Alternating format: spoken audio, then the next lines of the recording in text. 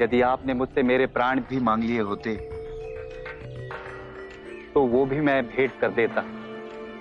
फिर ये धन तो बहुत तुच्छ है महाराज।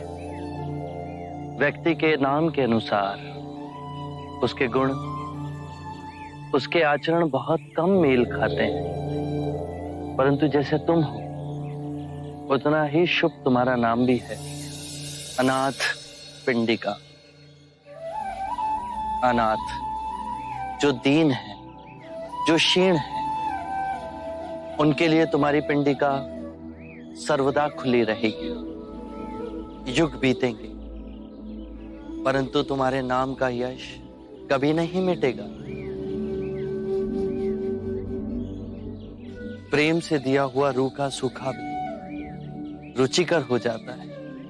तुमने तो अपना तन, मन, धन सब कुछ लुटा दिया। आभार तुम्हारी इस मैत्री का।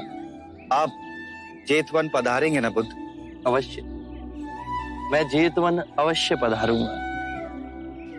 अभी आप अपने आश्रम में जा विश्राम कीजिए, हमें भिक्षाटन के लिए जाना है।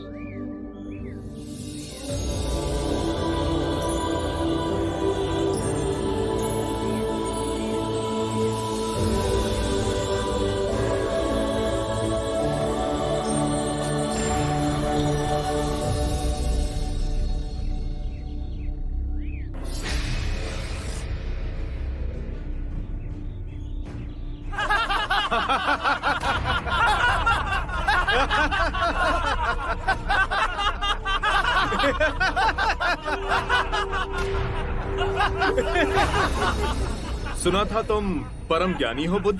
जान के आश्चर्य हुआ कि कांटा तुम्हें भी चुभता है। अब तो गली गली ये बात ना उठेगी कि तुम तो कोई पहुंचे हुए महात्मा हो। ये कांटे हमने बिछाए हैं। इस गांव में तुम्हारा स्वागत नहीं। हर दिन अनाज भिक्षा में मांग कर ले जाते हैं। चलो चलो, दूसरे गांव का रास्ता लो। मेरा आप लोगों से अनुरोध है कि मुझे अपने गांव में भिक्षाटन करने दें।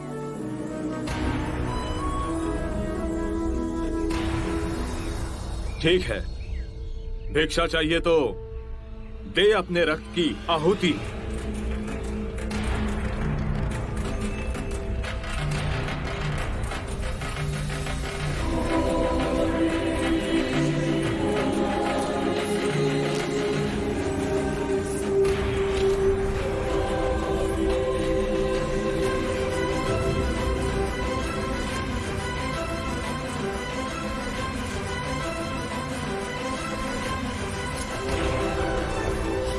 सुमित, रास्ता बुहारा तो इस गांव से तेरा दाना पानी उठ जाएगा।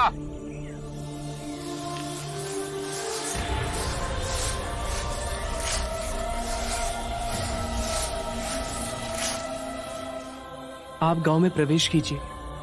इन मुट्ठी भर लोगों से कई अधिक लोग आपको भिक्षा देने के लिए आतुर हैं।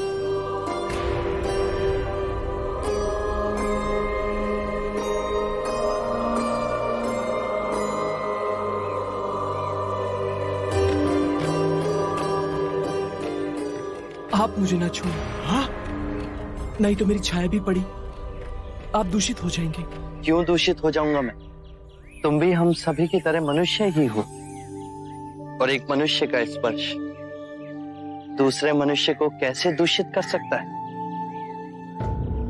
केवल लालच, घृणा, मोह, तृष्णा, भ्रम ही मनुष्य को दूषित करते हैं।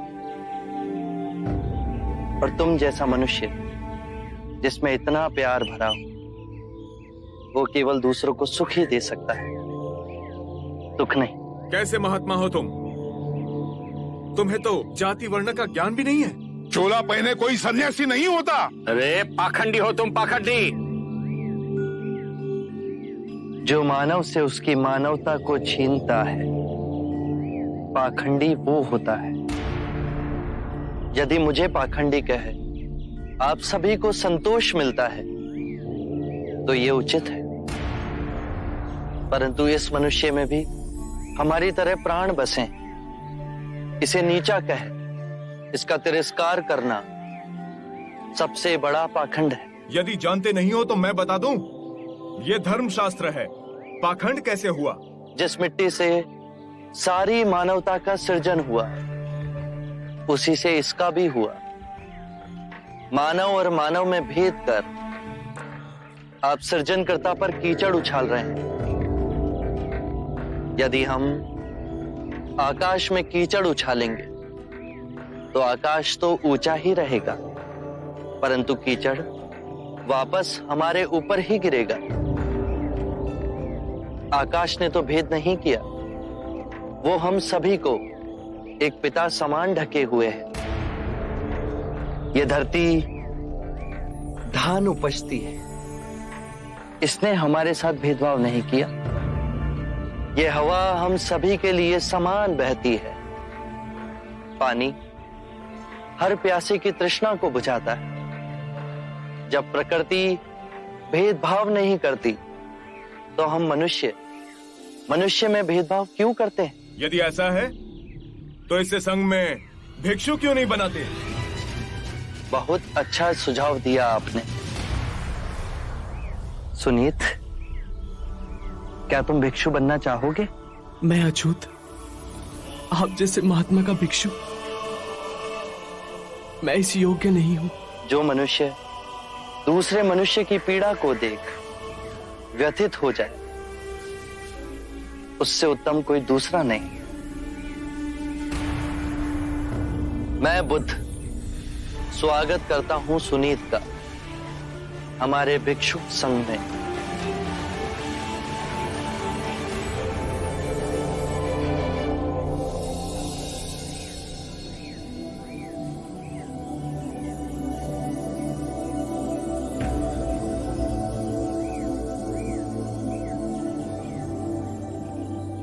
सारा जीवन किसी ने दया के दो शब्द ना कहे मुझसे, और आज इतनी करुणा बरसी है।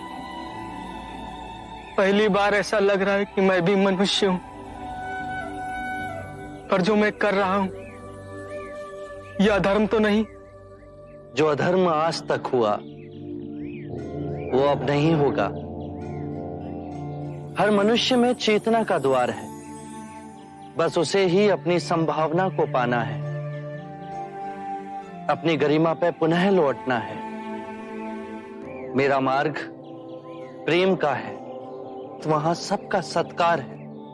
गंगा, यमुना, ऐरावती, सरयू, माही, ये सब नदियां हैं और ये सब अंत में वह सागर में मिल जाती हैं।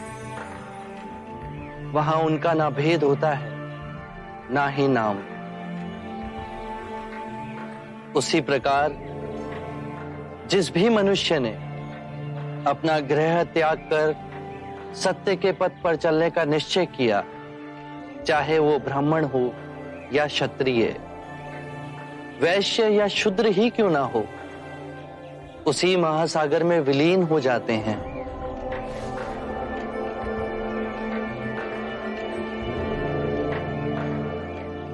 हर मनुष्य के अश्रुओं में नमक होता है, उसके लहू का रंग लाल होता है। ये भेद मनुष्य ने मनुष्य को उत्प्रेरित करने के लिए बनाए। आज मैं इन भेदों को काटता हूं। आज सुनीत को दीक्षा देना क्रांतिकारी होगा। हम पर बहुत से संकट आएंगे, हमें और तिरस्कृत किया जाएगा, पर सत्य आने वाली आंधी के सामने अडिग रहेगा।